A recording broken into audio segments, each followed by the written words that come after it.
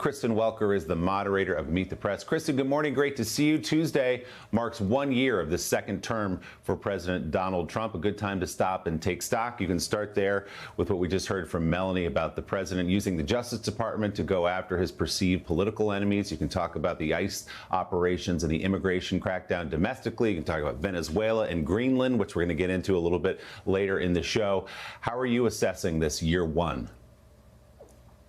Well, Willie, it certainly has been mixed. And one of the things we're focused on, how has it actually impacted the MAGA base? We've seen some minor cracks in the MAGA base.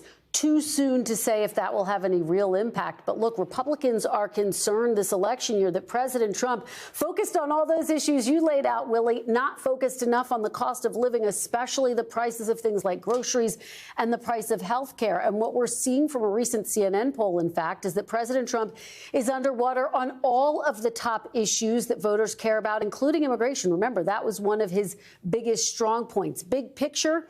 What has really defined this second administration is President Trump's testing the limits of his power, his executive authority, making sweeping policies from tariffs to invading Venezuela without congressional approval. A lot of that's tied up in the courts.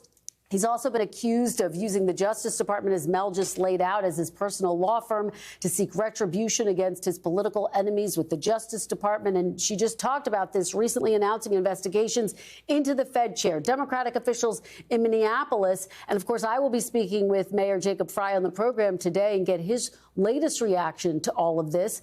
But look, the president has had some indisputable legislative wins, getting a massive piece of legislation passed in his second term, the so-called One Big Beautiful Bill. But again, Willie, I go back to my top point, the question looming over all of this: how will this play with midterm voters? Republicans trying to hold on to the House and Senate, the House looking increasingly uphill for them.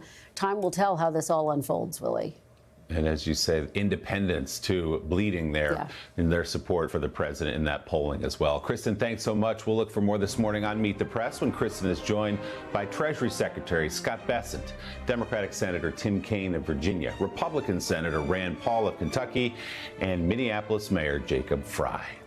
Hey, thanks for watching. And don't forget, you can catch the Today Show every morning on NBC or take Today when you're on the go. Just follow the Today podcast on Apple Podcasts, Spotify, or wherever you listen.